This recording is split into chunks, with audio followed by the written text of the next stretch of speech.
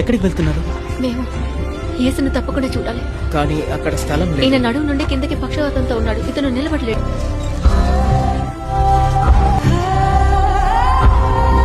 మీ చిత్తం అయితే బోధకుడా మీరు చేయగలరు. విశ్వాసం అందమైనది.